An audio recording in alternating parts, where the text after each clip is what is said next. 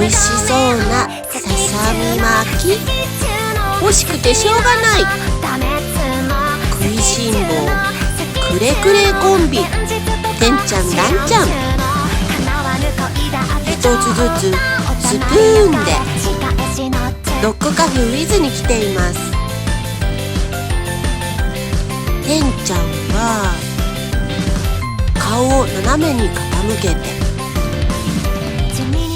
ランちゃんは大きな口でパックン。食べ方は違うけど美味しかったかな。また来ようね。